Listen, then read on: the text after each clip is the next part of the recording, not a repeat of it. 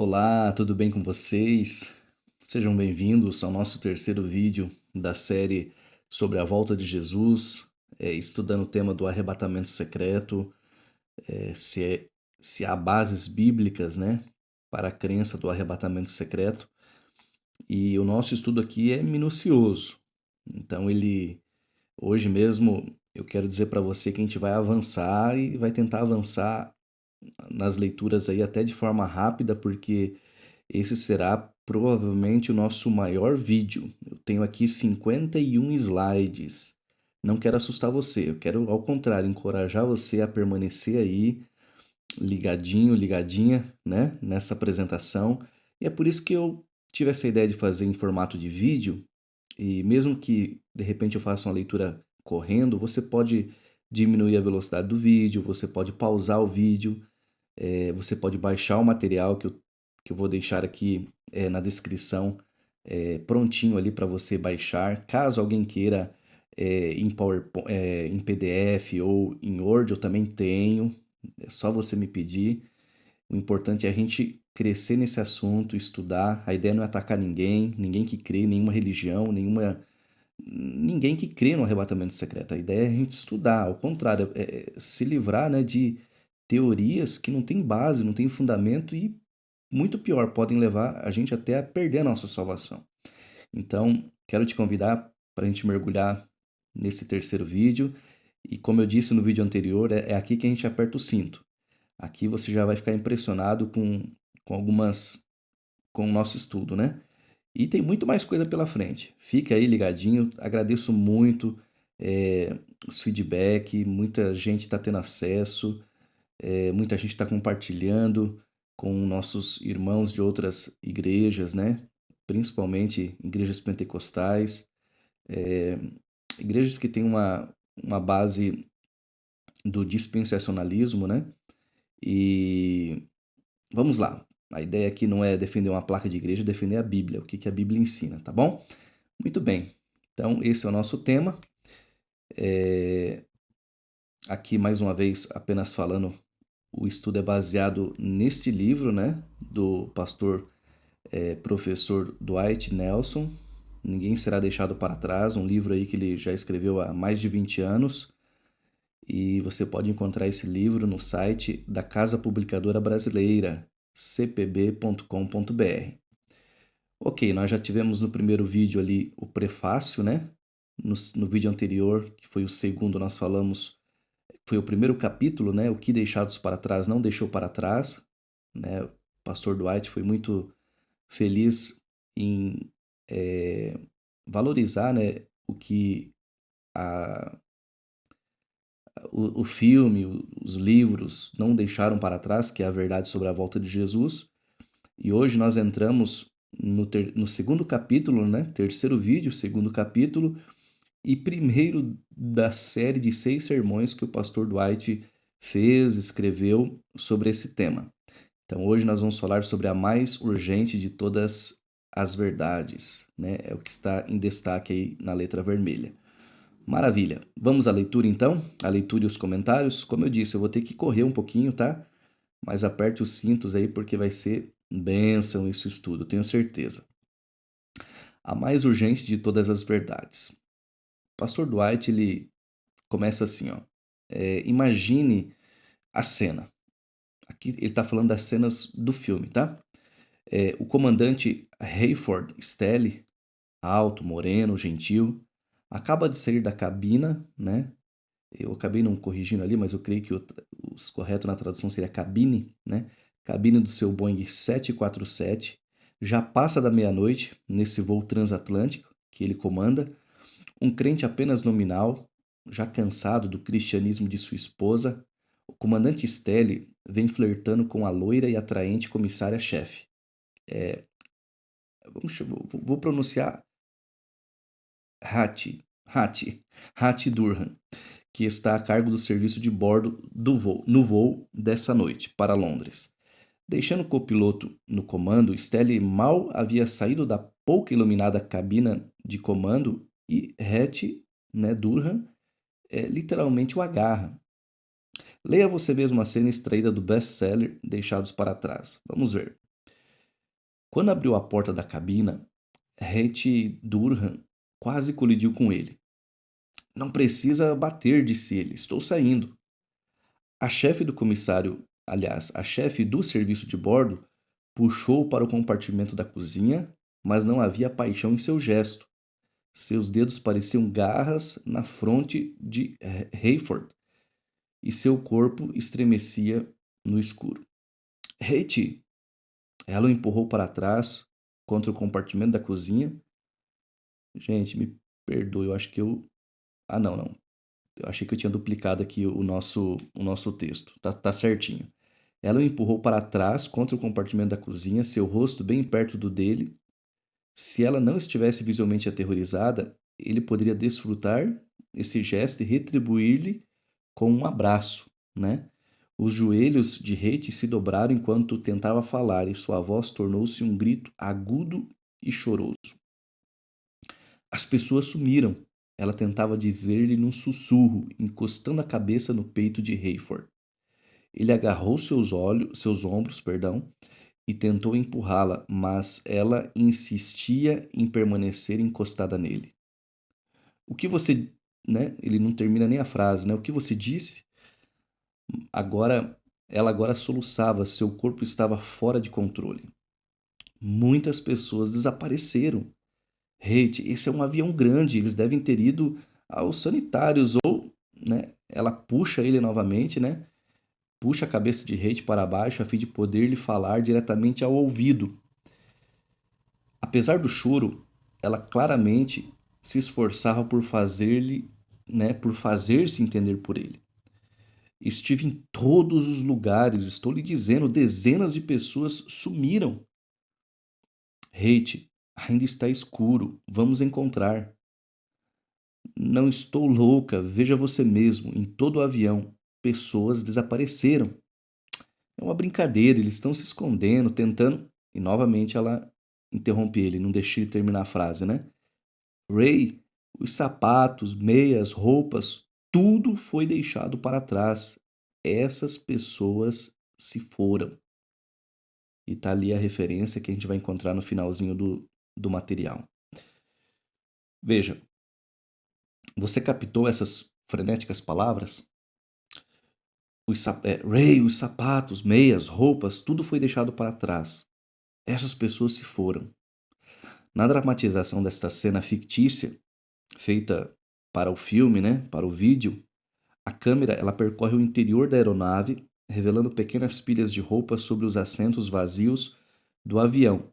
E é com essa cena que começa a saga daqueles que foram deixados para trás. Será desta maneira que acontecerá a segunda vinda de Cristo? Será mesmo que a Bíblia ensina que, quando Jesus vier à Terra pela segunda vez, ele virá de maneira secreta, furtiva e pegará para si seus mais achegados seguidores, deixando o resto dos bilhões de habitantes da Terra sofrendo 7 anos de terríveis tribulações?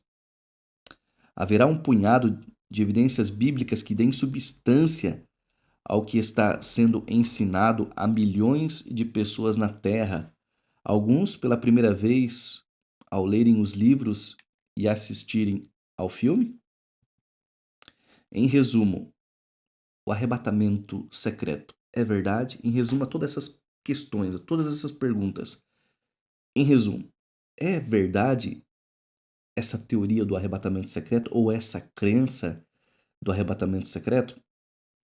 Vem explorar o que deixados para trás de fato deixou para trás a mais urgente de todas as verdades. Estou certo de que se você abordasse qualquer dos autores, os quais tenho certeza, diz o escritor Pastor Dwight, né? Os quais eu tenho certeza são homens devotos e dedicados a Deus, Tim LaHaye e Jerry Jenkins. Ou se questionasse um dos professores de um grande seminário no Texas, onde essa teoria é ensinada oficialmente, eles vigorosamente lhe recomendariam ir à Bíblia para ali buscar suas respostas. E é isso que nós realmente devemos fazer, né? Porque o que importa não é o que eu penso, ou o que você acredita, ou o que eles ensinam. O que importa é o que diz A palavra de Deus. Aqui está em forma, né, de pergunta. Eu acabei fazendo em forma de afirmação, porque de fato, o que nos importa é o que a Bíblia ensina. Sendo assim, por que não descobrir, aliás, por que não abrir a Bíblia e me acompanhar, né, nesse estudo, enquanto nós examinamos as 3 passagens chaves que esses cristãos sinceros e devotos acreditam serem decisivas para a sua teoria do rapto secreto, né? É um rapto, né? Um rapto secreto. Vamos lá, nós vamos analisar agora 3 passagens bíblicas que levam eles a crer de fato no arrebatamento secreto. O texto que serve de âncora, de base para a teoria do arrebatamento, se encontra nas palavras do próprio Jesus, registradas no capítulo 24 de Mateus. Vamos à leitura desse verso, ou desses versos. Diz assim, a referência é a referência 2 lá nas notas no finalzinho da apresentação. Mas a respeito daquele dia e hora, ninguém sabe, nem os anjos dos céus, nem o Filho, senão o Pai. Pois assim como foi nos dias de Noé, também será a vinda do Filho do Homem. Porquanto, assim como nos dias anteriores ao dilúvio, comiam e bebiam, casavam e davam-se em casamento, até ao dia em que Noé entrou na arca, e não o perceberam. Senão, quando veio o dilúvio e os levou a todos, assim será também a vinda do Filho do Homem. Então 2 estarão no campo, um será tomado e deixado o outro. 2 estarão trabalhando no moinho, uma será tomada e deixada a outra. Portanto, vigiai, porque não sabeis em que dia vem o vosso Senhor. Fiz uma leitura aqui pausada, tranquila, para a gente poder absorver o máximo do conteúdo. Vamos avançar. Nessa passagem, Jesus descreve a saga humana exatamente antes da sua volta como uma rotina normal da existência humana. Pessoas comendo, bebendo e se casando. Nada de errado com essas atividades, né? Nós a praticamos todos os dias, exceto o casamento, naturalmente, né? O autor aqui tem um bom humor. Claro, nós comemos, né? Nos alimentamos, bebemos, não estou falando de bebida alcoólica, né? Beber, o ato de beber. É, mas casar não, casar é uma vez só, né? Vamos lá. É da descrição de Jesus sobre as rotinas cotidianas de 2 no campo e de 2 trabalhando no moinho, né? A narrativa de Lucas desse ensinamento acrescenta 2 numa cama, né? A referência é a 3, que a série de livros sobre o arrebatamento secreto deixados para trás tira o seu título, né? Por quê? Porque 2 pessoas estão ali na cama dormindo, né? Uma é levada e a outra permanece. A cena de amor, tanto no livro como no filme, mostra Rayford Stelly correndo para sua casa em Chicago após deixar sua aeronave, cujo voo fora abortado, somente para descobrir, ao lado das cobertas, as roupas de dormir da sua esposa, seu colar com uma cruz e sua aliança de casamento, tudo deixado para trás. Quando ela foi arrebatada no meio da noite, ela foi levada enquanto ele foi deixado para trás. Então, essa é a cena. Depois do avião, a aeronave pousa, ele corre para casa e sua esposa, que era, de acordo com o filme, né, de acordo com a ficção ali apresentada, não é uma história real, ela é levada. Ela era uma pessoa devota, sincera, que buscava a Deus e ele não, ele até traía a sua esposa. Essa é a ideia que o filme passa. Mas é isso que Jesus está ensinando aqui? Será que Mateus 24 de fato corrobora a teoria do arrebatamento secreto? Ou seja, que Cristo virá secretamente como um ladrão de noite e rapta os seus seguidores? Não, não e não. Aqui o autor do livro, né? Aqui exatamente eu transcrevi exatamente o que está no livro. Ele é enfático. Não, não, não. Mateus 24 é o grande capítulo apocalíptico dos evangelhos. E como tal, está repleto de alertas proféticos e sinais dados diretamente dos lábios e do coração do próprio Cristo. Deixe-me compartilhar com você 3 razões pelas quais Mateus 24 não pode apoiar e não apoia a teoria do arrebatamento secreto. Vamos lá. Não acredite nisso. É o subtítulo. Primeira razão. Razão número 1. Jesus, ele dá um alerta contra qualquer um que ensine que sua volta será secreta. Bom, esse aqui já é um excelente argumento. Então, se alguém vos disser, nas palavras de Jesus, né? Então, se alguém vos disser, eis aqui o Cristo, ou ei-lo ali, não acrediteis, porque surgirão falsos cristos e falsos profetas operando grandes sinais e prodígios, para enganar, se possível, os próprios eleitos. Vede que vou-lo tenho dito. Portanto, se vos disserem, eis que ele está no deserto, não saiais, ou ei-lo no interior da casa, não acrediteis. Veja, já vou até adiantar para você que essa referência ela está em Mateus 24, versos 23 ao 26. Vou deixar aqui já no livro as notas abertas, que de repente você vai tomando nota. Fica melhor, quem sabe, para você. Repare bem, por 2 vezes Jesus, aqui nesse... Só fazendo aqui um rápido comentário, né? Nessa fonte que eu estou usando na apresentação, eu não consigo mudar, por exemplo, minúsculo, maiúsculo, dar ênfase, mas aqui no texto que nós lemos tem ênfase justamente na parte do não acrediteis, tá? Nas 2 partes que nós vamos ler agora, que fazem referência. Ó. Repare bem, por 2 vezes Jesus alerta com vigor acerca de qualquer ensinamento que sugira que ele virá de maneira secreta ou furtiva. Não acrediteis. Então, nesse texto ali, né, da referência 4, que é Mateus 24, 23 ao 26, aparece 2 vezes Jesus falando assim, ó, não acrediteis.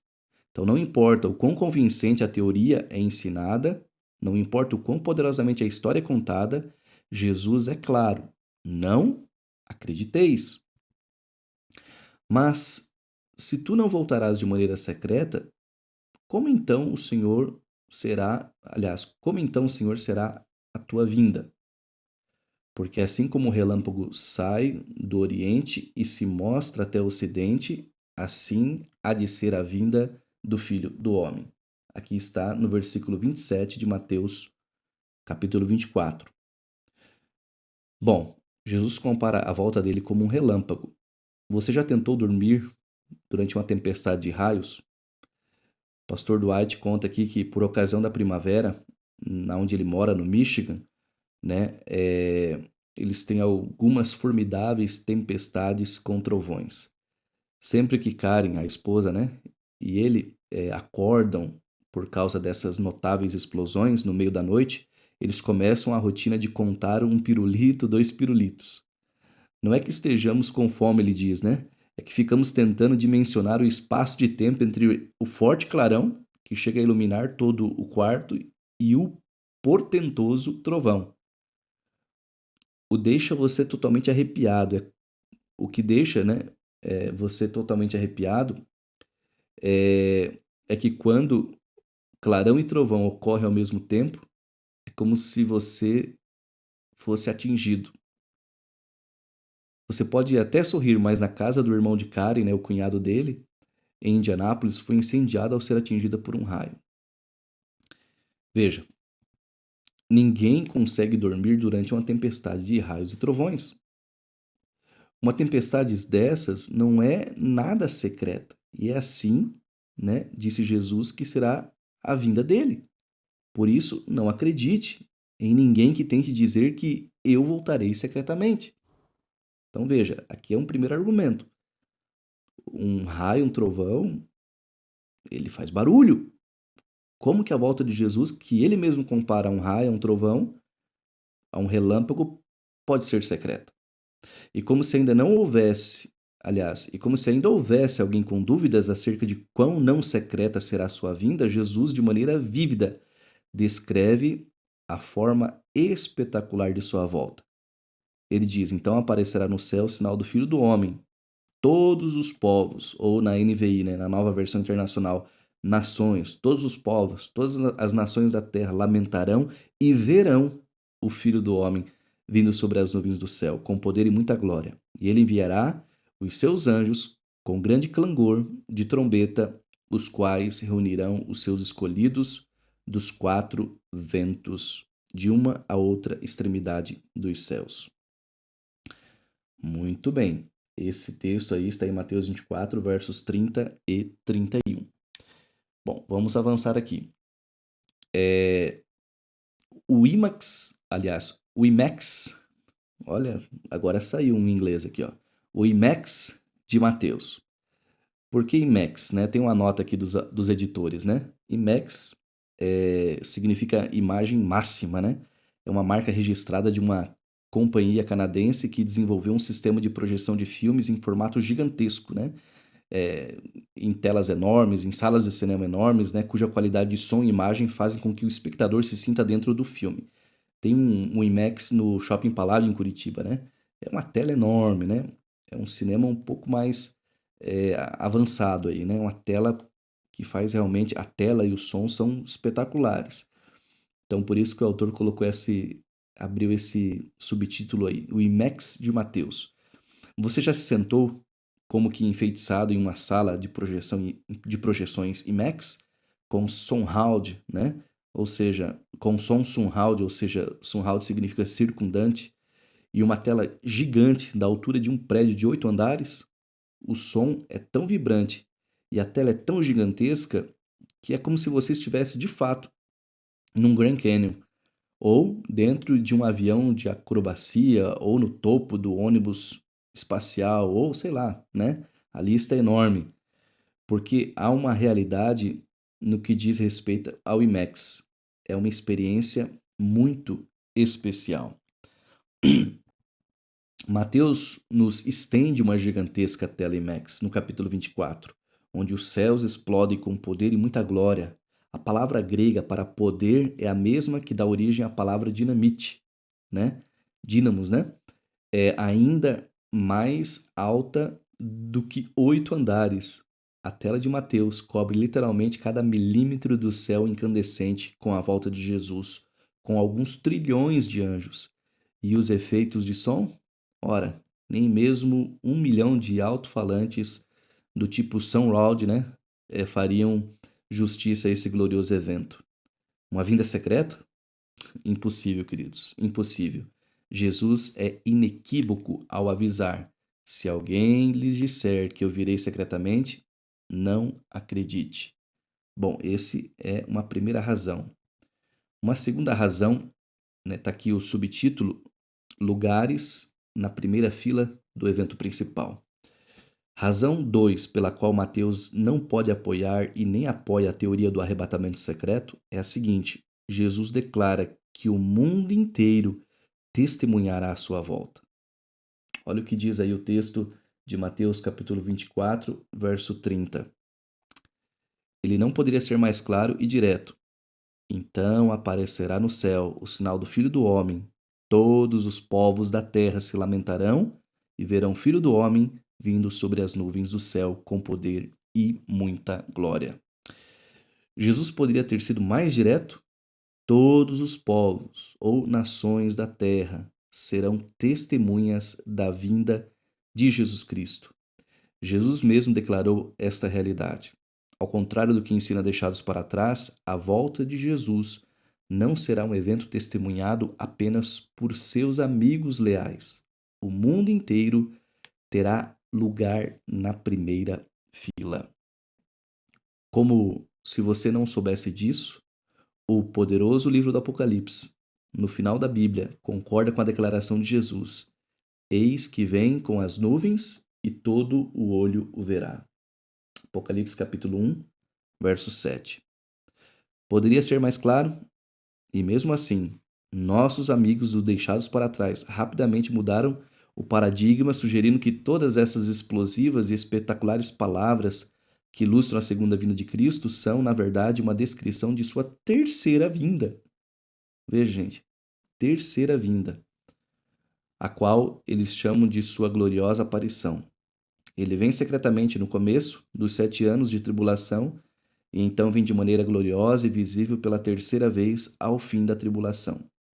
É isso mesmo que ensina a teoria do arrebatamento.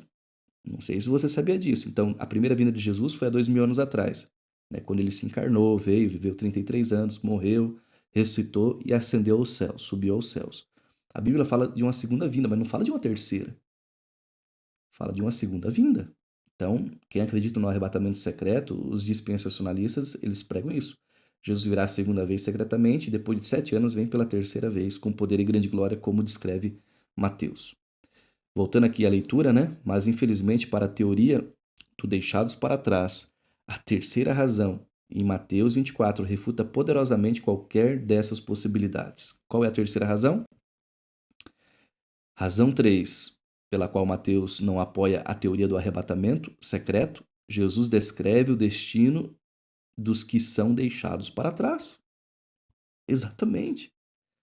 Preste muita atenção nisso, queridos. Preste muita atenção. E não pode haver arrebatamento secreto com esse tipo de destino. Então, dois estarão no campo, né? Dois estarão no campo, perdão. Então, dois estarão no campo, um será tomado e deixado o outro. Duas estarão trabalhando no moinho, uma será tomada e deixada a outra. Mateus 24, versos 40 e 41. Sim, mas isso não quer dizer que alguns serão deixados para trás, tal como ensinam os livros e o filme? De maneira nenhuma.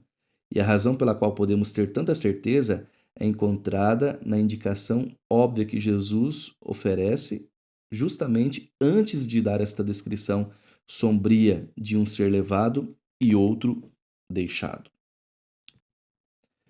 Olha o que diz aqui Mateus 24, versos 37 ao 40. Pois assim como foi nos dias de Noé.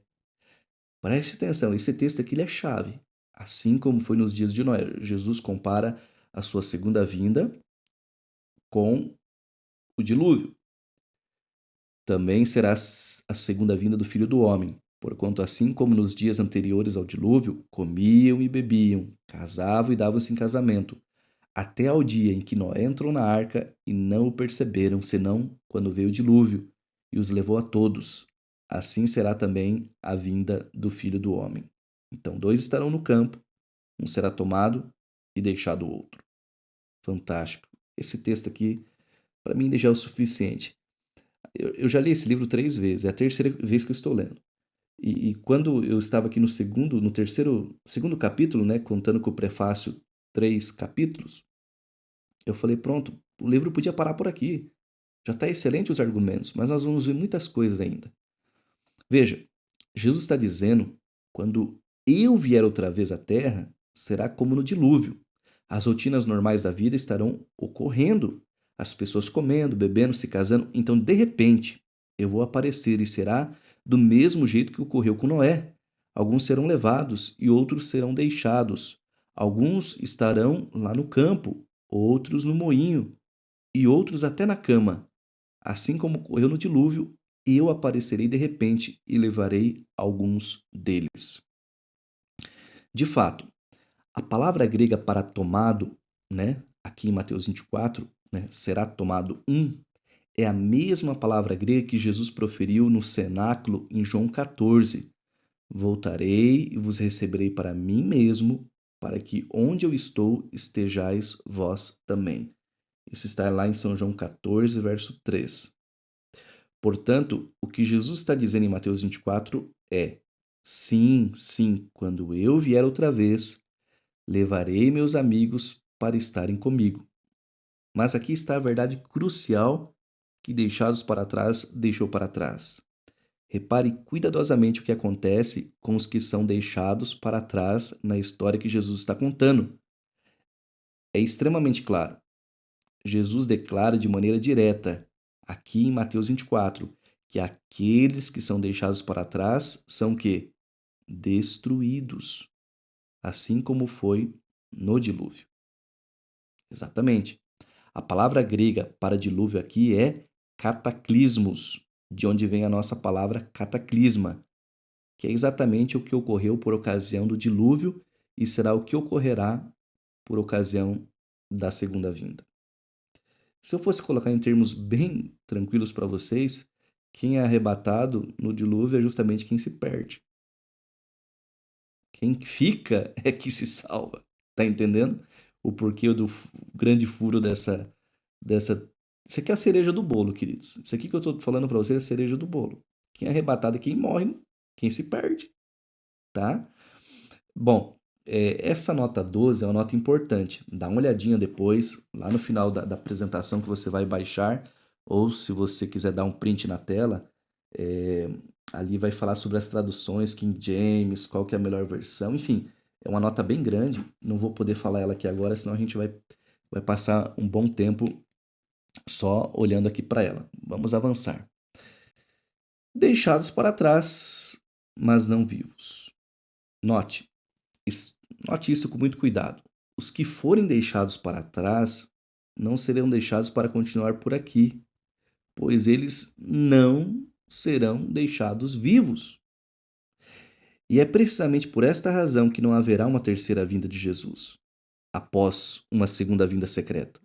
Pois a própria passagem de Mateus 24, que nossos amigos do Deixados para Trás usam para descrever a vinda secreta de Jesus, revela claramente que não haverá nenhum habitante deixado aqui para quem ele possa voltar, pois os que forem deixados não permanecerão vivos, mas serão varridos em destruição, assim como foi nos dias de Noé. Lembre-se da história de Sodoma e Gomorra? Na narrativa que é paralela, né, à de Mateus, que acontece em Lucas, né, Jesus ele acrescenta essa catástrofe a narrativa do dilúvio para fortalecer ainda mais o seu argumento. Veja, o texto lá de Lucas, Lucas 17, versos 28 ao 30.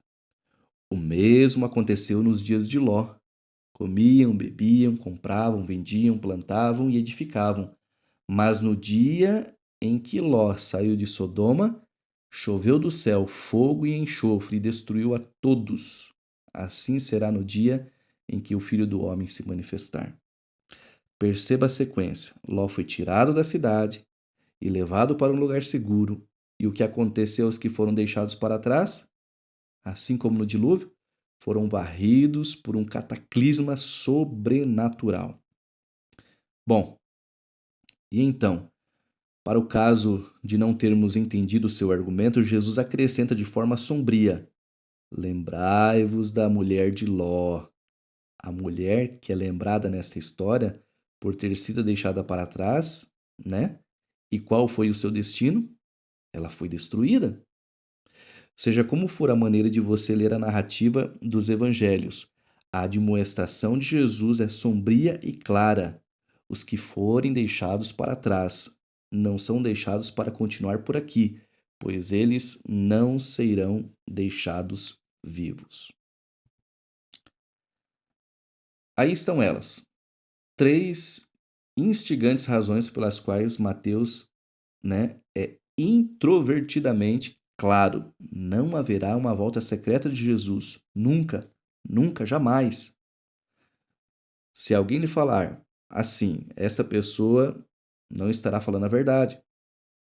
Não acredite nela, porque a volta de Cristo será gloriosa, espetacular. 2. A segunda vinda de Cristo será testemunhada pelo mundo inteiro. 3. Que é um resumo, né? Das três razões que nós acabamos de ver. Os que forem deixados para trás, né? Os que forem deixados. Perdão, preciso corrigir o slide ali. Já estou até anotando aqui. É a página 14, é o slide 14. Me dá uma licencinha rápida. Slide 14, que eu não posso deixar isso passar depois. E 25. 14 e 25. Já vi dois errinhos ali que a gente vai corrigir, tá bom? Me perdoe.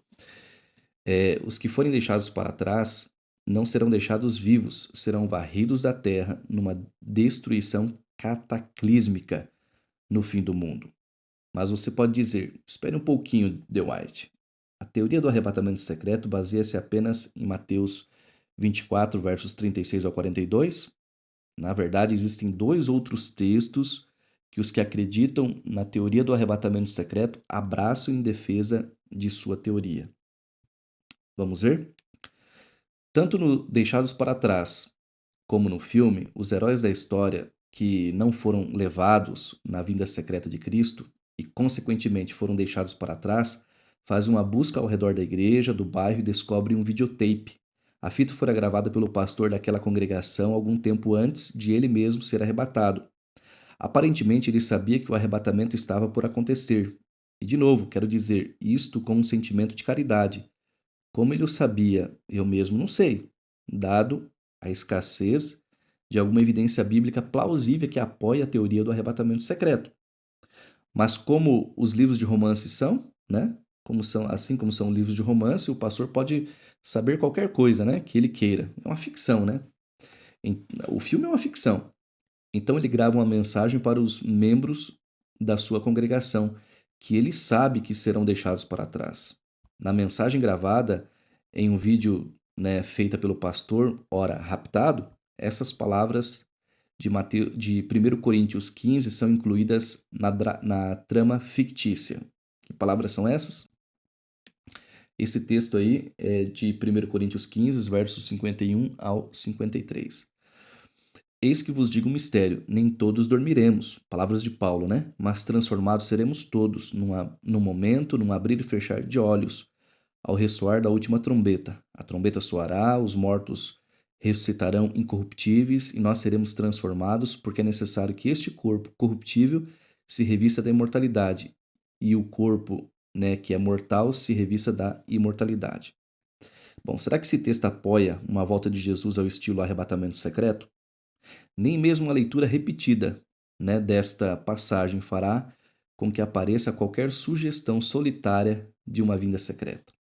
Paulo está descrevendo de forma simples, mas poderosa, como a promessa de Jesus vos receberei para mim mesmo, lá de São João 14, se cumprirá, né? Como que ela se cumprirá? Os mortos serão ressuscitados para a vida imortal, os vivos serão revestidos com a imortalidade e irão para o lar com Jesus. E é isso. Nem mesmo uma mera menção acerca de uma vinda ao estilo arrebatamento secreto. Paulo não está falando nada disso. Ainda há outro texto, o qual os advogados, aqueles que advogam essa teoria, gostam de citar. Que texto é esse? Esse texto é de 1 Tessalonicenses, capítulo 4, versos 16 ao 18. Porquanto o Senhor mesmo, dada a sua palavra de ordem, ouvida a voz do arcanjo, ressoada a trombeta de Deus, descerá dos céus e os mortos em Cristo ressuscitarão primeiro. Depois nós, os vivos, os que ficarmos, seremos arrebatados. Opa, calma. Então agora complicou, né? Tá dizendo que vai ser arrebatado. Juntamente com eles, entre nuvens, para o encontro do Senhor nos ares. E assim estaremos para sempre com o Senhor. Consolai, pois, uns aos outros com estas palavras. Um convincente arrebatamento não secreto. Encontramos ali o rapto secreto? Na verdade, é desse texto, em sua antiga tradução latina, que a palavra rapto, né, do latim rapio, que quer dizer arrebatado, tem sua origem. Mas rapto é simplesmente isso, ato de raptar, ato de arrebatar, né? Ato de roubar uma pessoa.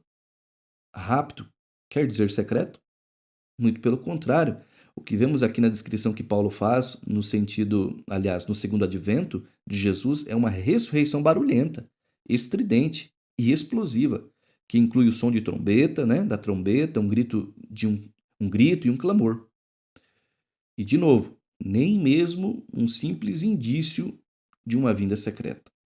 Repito com sinceridade e convicção, não há sequer um fio de evidência bíblica plausível para apoiar a teoria a qual milhões de leitores e espectadores do mundo inteiro estão expostos através do deixados para trás.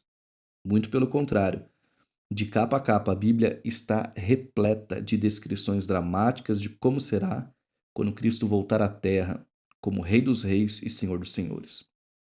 Deixa eu só fazer uma pausa aqui rapidinho. Esse é o problema, queridos. Muitas pessoas se baseiam naquilo que elas veem ou naquilo que elas ouvem e elas não investigam por si só. Não vão à Bíblia, não estudam, acreditam no seu pastor, no seu padre, no seu líder religioso, seja ele quem for. Eu sou pastor, estou falando contra mim mesmo. A gente não tem que confiar em pessoas, muito menos em filmes, né? Eu lembro de uma vez, não lembro se isso apareceu na TV, essa era uma entrevista, eu não me lembro, ou se alguém falou isso pra mim. Eu sei que era uma pergunta assim que eu não me lembro exatamente o que foi. Eu acho que foi até eu perguntei pra uma pessoa: "Você já ouviu falar da história de Noé?" A pessoa respondeu assim: "Ah, sim, eu assisti o filme." O filme é horrível, né? O filme não fala nada do que está na Bíblia. É bem maluco, bem contraditório ali a Bíblia. Mas eu tô dando esse argumento justamente para dizer que as pessoas falam da volta de Jesus, é capaz, algumas vão responder: sim, eu assisti o filme, nossa, o avião fica sem piloto, os carros desgovernam, as pessoas só ficam a roupa. A volta de Jesus vai ser. Não, a Bíblia não fala isso, de jeito nenhum. De fato, aqui estão elas, 5 descrições bíblicas bastante não secretas de como Jesus voltará em breve à Terra. Bom, vamos lá. Primeira, né? Primeira descrição. Jesus voltará com anjos. Você lembra da descrição de Jesus em que os anjos o acompanharam em sua volta à Terra por ocasião da sua segunda vinda? E ele, o Filho do Homem, né? Enviará os seus anjos com grande clangor de trombeta, né? Os quais reunirão seus escolhidos dos 4 ventos de uma a outra extremidade dos céus. Isso está em Mateus 24, verso 31. Lembra-se do efeito causado por um único anjo que desceu do céu por ocasião da gloriosa ressurreição de Jesus? De acordo com o relato de Mateus, os guardas tremeram, apavoridos, né? Apavorados, e ficaram como se estivessem mortos. Isso está lá em Mateus 28, verso 4. Se aqueles guardas romanos, grandalhões, caíram feito mortos diante de um único anjo do céu, pode imaginar o efeito, né, causado sobre a terra. Eu estou lendo aqui e ali porque tem a minha imagem aqui, depois eu vou editar, mas agora ela fica bem em cima do texto. Causado, né, sobre a terra o, quando todo o horizonte e o céu acima dele ficarem repleto desses seres gloriosos que têm sido nossos guardas invisíveis por toda a nossa vida. É um IMEX A10, aqui eu não consegui colocar subscrito, mas o autor ele colocou 10 elevado à potência de 1 milhão. Ele, ele coloca seu exagero, né? Porque realmente vai ser algo que a gente não consegue nem imaginar, né? 10 à potência de 1 milhão. Um IMEX muito maior, né? Como ele disse anteriormente, que vai cobrir cada milímetro do céu. Ninguém ficará dormindo durante a segunda vinda de Jesus. Essa é a primeira descrição, nada secreta. Os anjos com Jesus aparecendo no céu. Uma segunda descrição e um segundo argumento ao mesmo tempo, ele voltará com a trombeta de Deus. Tanto Jesus como Paulo descrevem a trombeta de Deus soando suas notas prateadas na segunda vinda. Isso está registrado em Mateus 24, verso 31 e 1 Tessalonicenses capítulo 4, verso 16.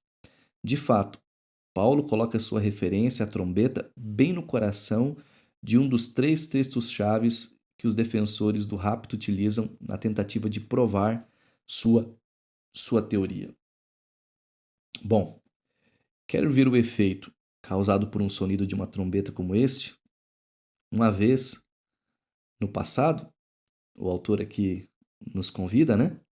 Ele diz assim, ó: lembra-se de quando Deus desceu até o cume do Monte Sinai para dar sua lei eterna nos 10 mandamentos? O texto lá de Êxodo, capítulo 19, verso 16, ele diz o seguinte: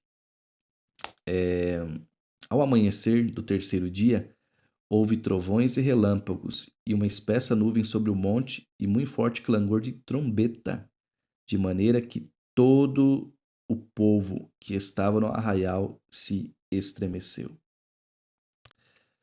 Num sábado, olha o que o pastor Dwight fez. Num sábado, durante o culto para os universitários, convidei um dos estudantes para que tocasse sua trombeta o mais alto que pudesse. Garanto-lhe que ninguém dormiu naquele dia, depois disso. Se todo o povo de Israel estremeceu com o sonido da trombeta, lá no topo da montanha, você pode imaginar o efeito que causarão os sonidos de trombeta sobre toda a terra? Ninguém ficará dormindo. Ninguém ficará dormindo durante a segunda vinda de Cristo. Terceiro argumento. Com poder e muita glória. Estas são palavras de Jesus descrevendo sua própria volta. Com poder e muita glória. Isso está em Mateus 24:31. A palavra grega para grande é mega, o que quer dizer que o segundo advento será um mega momento de glória e poder. A palavra no grego ali para grande é mega, né? Vai ser um mega evento. Ninguém, obviamente, ficará dormindo ali ou estará dormindo, né? Não verá a volta de Jesus, que não será nada secreta. Quarto elemento, quarta evidência, quarto argumento, com relâmpagos e fogo. O Monte Sinai explodiu com relâmpagos e com fogo quando Deus desceu em sua espetacular aparição. Como você acha que será aquele momento quando o horizonte inteiro incendiar ao Cristo retornar? Como será? Pedro descreve assim esta conflagração. Olha o que diz Pedro lá na sua segunda carta, capítulo 3, verso 10. Virá, entretanto, como ladrão o dia do Senhor, no qual os céus passarão com estrepitoso estrondo, e os elementos se desfarão abrasados. Também a terra e as obras que nela existem serão atingidas. O ladrão inesperado. Dwight fez um subtítulo para essa descrição de Pedro. Não é um tipo de evento muito secreto, não é mesmo? Mas você retruca. Pedro não descreve claramente a segunda vinda de Jesus como um ladrão? E, naturalmente, todos os ladrões vêm secretamente, não é verdade? Sim, claro que é verdade. Mas para entender o que significa a metáfora bíblica do ladrão de noite, precisamos ler o texto mais uma vez. Cuidadosamente, desta vez, examinar o contexto. Abre aspas. Virá, entretanto, né, como um ladrão o dia do Senhor, no qual os céus passarão com estrepitoso estrondo, e os elementos se desfarão abrasados. Também a terra e as obras que nela existem serão atingidas. Fica muito claro que Pedro não está descrevendo uma vinda secreta. Há muitas imagens e o surround, né, do tipo IMAX em suas palavras. Em vez disso, sempre que as escrituras usam a metáfora do ladrão, é para descrever o inesperado, não o secreto, mas o inesperado, né? O próprio Jesus esclarece isso ao fim dos seus ensinamentos acerca da segunda vinda em Mateus 24. Mas considerai isto: se o pai de família soubesse a que hora viria o ladrão, vigiaria e não deixaria que fosse arrombada a sua casa. Isso está lá em Mateus 24, verso 43. Jesus compara a sua segunda vinda a um ladrão. Não para ilustrar uma vinda secreta, mas uma vinda inesperada. Veja como há muitos furos na teoria do arrebatamento secreto. Pedro exclama que os céus explodirão com grande estrondo quando ele vier como um ladrão. Nada de secreto aqui.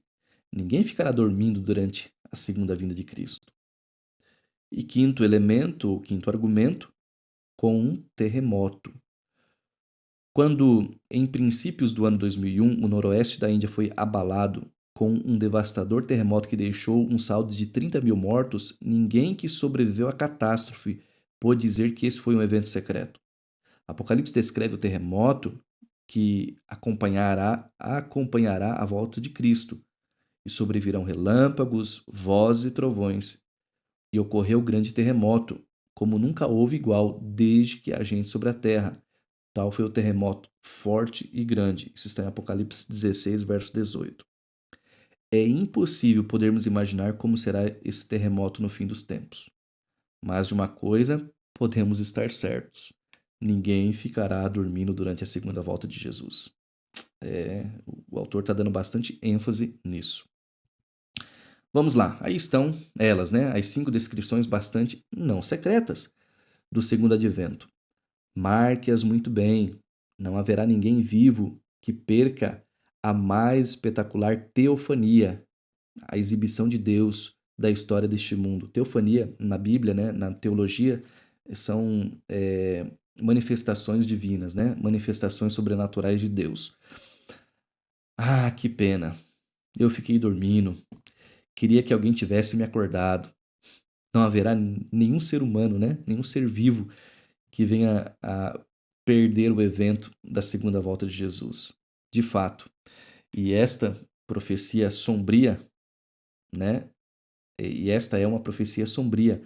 Apocalipse declara que haverá muitos que verão a sua vinda e pedirão que montes e rochedos os escondam da sua face. Essa aqui é uma descrição bastante triste lá em Apocalipse capítulo 6, versos 15 ao 17.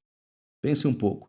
Se a segunda vinda de Cristo fosse um segredo testemunhado apenas pelos salvos, por que estariam os perdidos clamando para ser escondidos de sua majestosa face? É, por favor, né? Não tem como acreditar numa coisa dessa, queridos. Aqui eu faço aqui o meu próprio argumento também, né?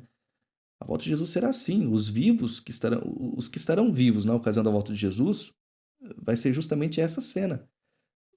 Existem duas classes de vivos, os salvos e os perdidos. Os salvos, amém, né? Esse é o nosso Jesus, a quem nós aguardávamos, nosso Senhor, estão lá, esperando a volta de Jesus. Mas os pecadores impenitentes, todos são pecadores, mas os pecadores impenitentes, ou seja, que não buscaram a Cristo, seu perdão, seu amor, não buscaram a obediência a Ele, né? Esses vão pedir para que vai ser um evento terrível, tenebroso, a pior coisa da vida deles. Caiam rochas sobre mim que eu não quero ver a face daquele que está sentado nas nuvens. Eu não quero. Então, como assim no arrebatamento secreto os perdidos não vão notar, não vão ver nada, apenas vão ver que sumiram algumas pessoas? É uma, é uma loucura muito grande pensar assim. Sem uma segunda chance. Agora, presta atenção, que aqui nós vamos entrar numa coisa importante aqui. O perigo de se acreditar nisso. O grande perigo de se acreditar nisso. Tudo bem. Você apresentou o seu argumento. Você pode estar dizendo isso agora. Mas e daí? Quem se importa com isso? Que diferença faz Jesus vir secretamente ou não? Amigo, isso faz toda a diferença do mundo. Porque, veja bem, a mais urgente de todas as verdades e que deixados para trás deixou para trás é que não haverá uma segunda chance. Esse é o perigo. Eu sei que tem amigos aí, com certeza, que acreditam no arrebatamento secreto. Por favor, em nome de Jesus, isso é perigosíssimo, queridos. Os livros deixados para trás estão permeados de um ensinamento potencialmente fatal. O de uma segunda chance. Segunda chance é em ter agora. Eu mantenho uma lista na capa de cada livro. Veja, por exemplo, a perigosa admoestação que o pastor já arrebatado dá no videotape que ele gravou para aqueles que foram deixados para trás. Voltando lá às cenas do livro, né, do filme, do livro, ele faz uma declaração. E olha que declaração perigosa. Abre aspas. Isso está no livro Deixados para Trás, página 193. Abre aspas. Não faz qualquer diferença a esta altura saber o porquê de você ainda estar na Terra. Você pode ter sido muito egoísta, orgulhoso, ou ocupado, ou talvez simplesmente não reservou tempo para examinar as palavras de Cristo dirigidas a você. A questão agora é que você tem outra oportunidade. Não a deixe escapar.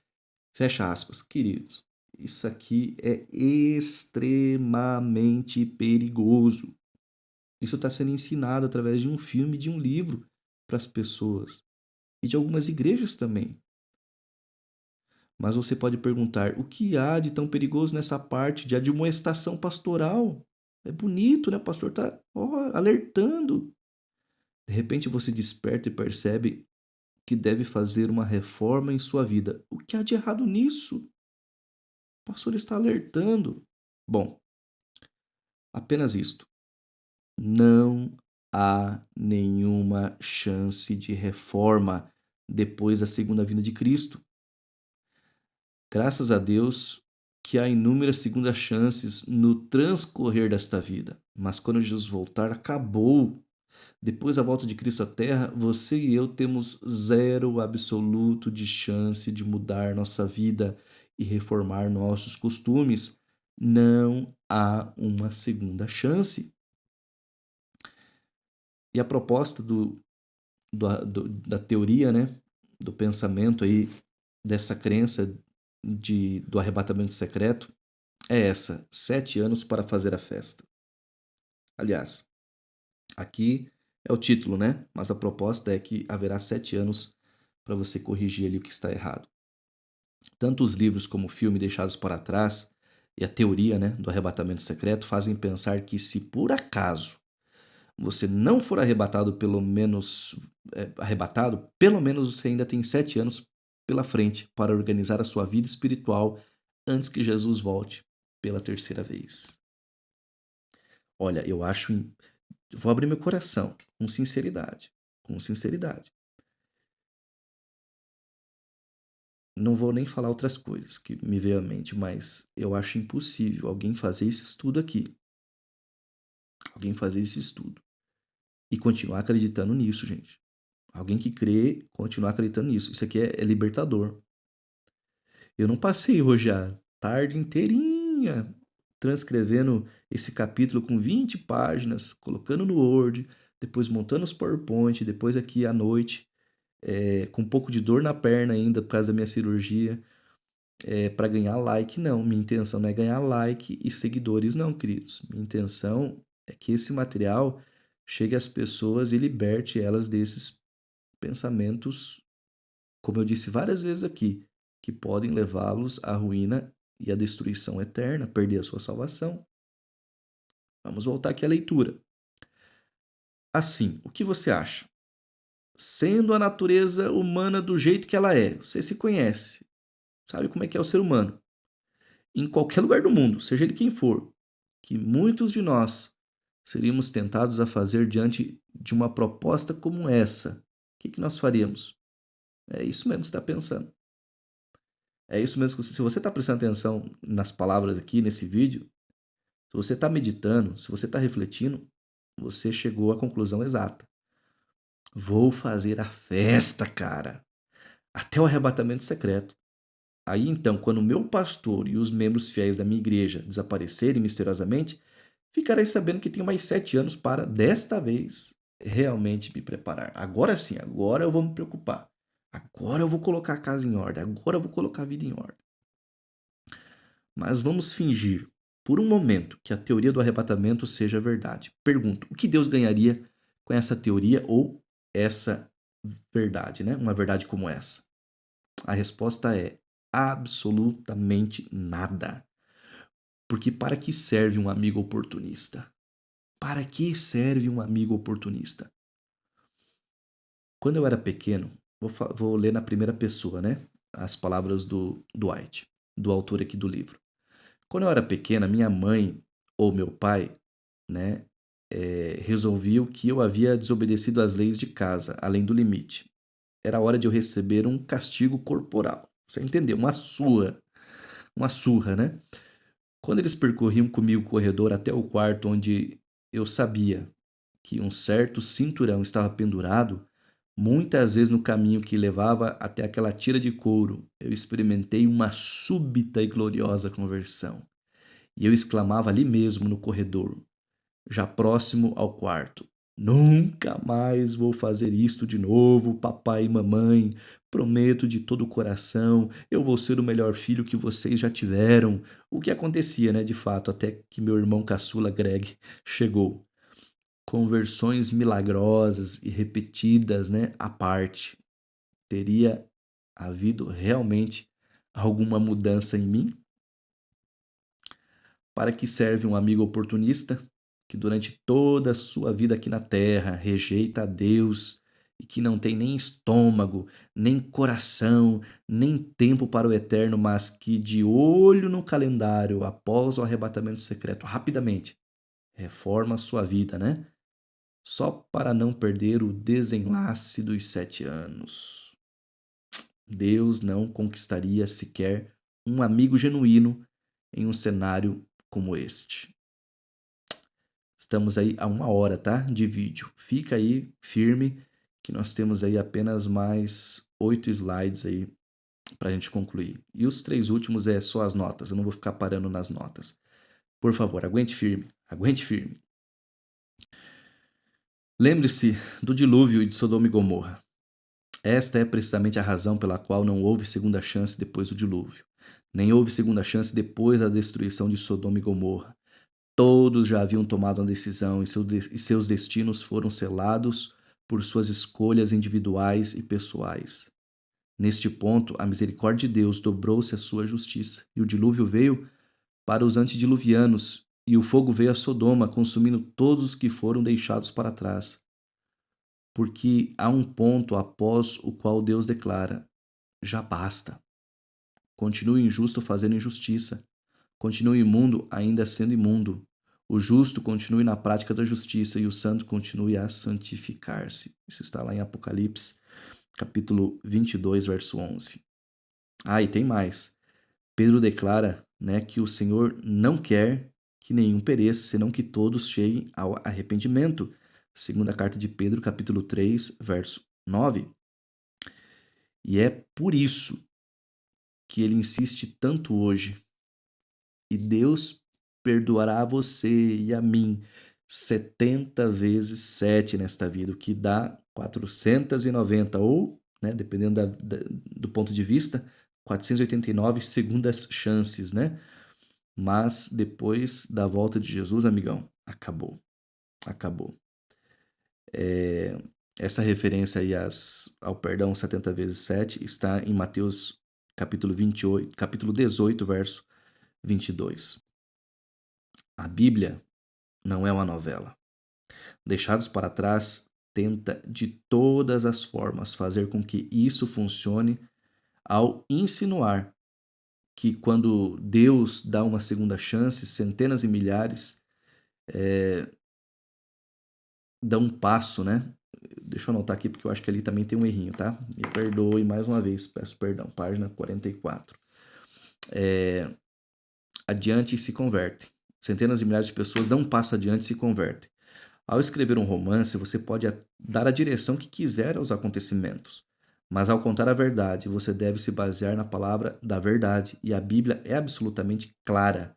A segunda vinda de Jesus e o julgamento final são simultâneos, e após esses eventos não haverá segunda chance. Isso é muito claro na Bíblia, queridos. É muito claro, não tem como. O que está transcrevendo lá no filme, na tela do cinema, no livro, é um romance, é uma ficção. Você não pode tomar isso como sendo uma verdade. Essas palavras de Hebreus 9, 27 e 28 não poderiam ser mais claras. Olha o que diz esse texto. E assim como aos homens está ordenado morrerem uma só vez, vindo depois disso o juízo, assim também Cristo, tendo se oferecido uma vez para sempre, para tirar os pecados de muitos, aparecerá segunda vez, sem pecado, aos que o aguardam para a salvação. Como é que os autores deixados para trás não notaram esse texto tão crucial? Fica muito claro que uma vez que Cristo tenha retornado, já não há mais o problema do pecado. A segunda vinda de Cristo terá efeito idêntico ao da morte, ao trazer fim para o registro daquela vida humana. Vindo depois disso, o juízo, no qual cada escolha humana torna-se irreversível pela eternidade. Como diz lá o texto que nós lemos lá de Apocalipse 22, verso 11, né? Continue o injusto fazendo injustiça. Continue o mundo ainda sendo imundo. O justo continue na prática da justiça. E o santo continue a santificar-se. Vamos lá. E é por isso que no texto logo a seguir de Apocalipse 22, Cristo declara: E eis que venho sem demora, e comigo está o galardão que tenho para retribuir a cada um segundo as suas obras. Apocalipse 22, verso 12. Quando Jesus vier outra vez, ele voltará com as decisões concernentes à humanidade já tomadas. Não haverá uma segunda chance depois dos 7 anos. Se você estiver apostando em uma segunda chance, você estará perdido. Essa é a realidade. Não estou julgando ninguém, é o que a Bíblia ensina. É exatamente por isso que o noivo, na parábola de Jesus, disse o que disse para as 5 virgens insensatas que bateram na porta, implorando que as deixasse entrar. Elas não estavam prontas quando ele veio pela primeira vez. E agora imploravam por uma segunda chance. Mas, infelizmente, o noivo declara para as 5: Não posso deixar vocês entrarem, pois não as conheço. Mateus 25, verso 12. Por que Deus não abre a porta? Porque mesmo que eu fizesse, ele não conquistaria um amigo, nem mudaria um coração. Gente, esse aqui é o último slide, os próximos serão apenas as referências. É triste, né? É triste alguém crer que haverá uma segunda chance. A segunda chance existe hoje. Se você está fora, longe dos caminhos de Deus, se arrependa e volte. Se você está vivendo essa mentira, essa crença do arrebatamento secreto, busque a Deus, busque orientação, busque a leitura da Bíblia, busque de forma intensa a verdade, não importa. Hoje mesmo eu li uma frase, eu até postei nos nossos grupos de igreja, né? Uma frase do pastor John Piper, né? Deixa eu achar aqui para você, eu quero deixa eu achar aqui para vocês que eu quero repetir essa frase aqui, ó. É uma frase fantástica, né? O John Piper diz assim, ó: Tome as minhas pernas, mas não a minha Bíblia. Eu posso chegar ao céu sem andar, mas não chegarei sem a palavra de Deus. O que eu quero dizer com isso? Às vezes a pessoa fala: Não, eu não. Isso é muito forte para mim. Se eu não acreditar no arrebatamento secreto, eu tenho que sair da minha igreja. Amigão, você prefere a tua placa de igreja ou a tua salvação? Você prefere o teu pastor ou tua salvação? Quem sabe você é um pastor e está ouvindo essa mensagem, está preocupadíssimo agora. Amigão, o que mais vale é a nossa salvação. Amiga, o que mais vale é a nossa salvação. Eu lembro um dia, eu vou tentar contar isso rápido, uma pessoa pediu para mim argumentos a respeito do arrebatamento secreto, né? Porque ela tinha uma amiga, uma vizinha, a vizinha era amiga dela e ela cria no arrebatamento secreto. Eu gravei um áudio de uns 15 minutos, acho que foram 2 áudios assim longos, enviei. A vizinha sequer nem ouviu, disse ela. Ela falou: Não, eu acredito no que o meu pastor diz. Triste isso, né? Acredito no que o meu pastor diz. Vai se perder ela e o pastor dessa forma, né? É muito triste. Temos que acreditar no assim diz o Senhor, e não no assim diz o doutor, no assim diz o pastor, no assim diz o cantor, é no assim diz o Senhor. Eu termino aqui e é por isso que Deus clama a todos nós que vivemos nos fins dos tempos. Hoje, se ouvirdes a minha voz, não endureçais o vosso coração. Eis agora o tempo sobre o modo oportuno, eis agora o dia da salvação. Isso está lá em Hebreus capítulo 3, verso 15, 2 Coríntios 6, verso 2. E é por isso que agora é o melhor tempo para uma segunda chance com o nosso amigo eterno, pois agora é o único tempo que nos resta. Ora vem, Senhor Jesus. Amém, queridos? Que Deus possa abençoar a você, a mim, a todos nós, né? Para que a gente possa permanecer firmes e fiéis aí aos ensinos da palavra de Deus. Tem muito mais coisa por aí, tá? Quero te encorajar a permanecer. Obrigado por ter ficado aí. Já estamos aí a 1h10, se não me falha a memória, quase 1h10, né? 1h09. E eu já vou finalizar, apenas passando as lâminas próximas. Aí, se você quiser tirar um print, uma foto, alguma coisa assim, essas são as notas que nós lemos, mas você pode baixar, lembrando, né? Você pode baixar o slide, a apresentação, o PowerPoint, ou me pedir, né? Aí no canal mesmo, se quiser, se você não tiver meu contato, meu Facebook, o meu WhatsApp, você pode pedir aí mesmo nos comentários uma cópia de cada um que eu estou transcrevendo, de cada um dos textos, né? De cada um dos capítulos que nós estamos fazendo aqui, tá bom? Aí está a nota grande que eu falei lá, a nota 12, né? Que falava das traduções bíblicas. Muito bem, mais um pedacinho aí das notas. para você ver como que esse capítulo era grande. Eu passei quase o dia todo hoje e nesse momento que eu estou gravando agora são 23 horas e 31 minutos. Mas todo esforço vale a pena, queridos, para libertar as pessoas do erro. E aqui é o fim da apresentação. 1 hora, 10 minutos e quase 10 segundos eu encerro por aqui com uma oração.